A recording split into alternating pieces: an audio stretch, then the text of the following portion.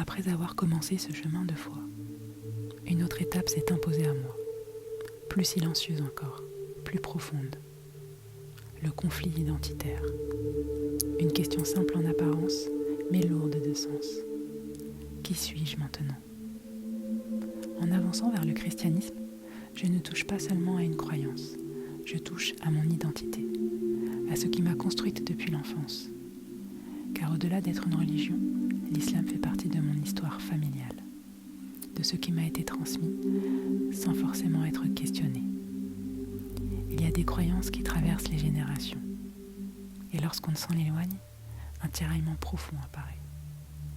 Je me suis souvent sentie entre deux mondes, entre ce que j'ai toujours connu et ce que je découvre aujourd'hui. Il y a cette loyauté invisible, celle qui serre le cœur, celle qui fait naître la peur de décevoir, la peur de faire du mal, la peur de perdre sa place. Cette loyauté me retient, elle fait naître des doutes. Ce combat est discret, mais constant. Et pourtant, au cœur de ce tiraillement, une vérité s'impose doucement. Chercher Dieu avec sincérité n'est pas un rejet de ma famille. Ce n'est pas une trahison. Ce n'est pas un manque d'amour. Je n'efface pas mon passé. Je ne renie pas mon histoire. Je l'honore autrement. Aujourd'hui, je suis encore entre deux mondes. Je ne prétends pas avoir tout compris, ni tout apaisé.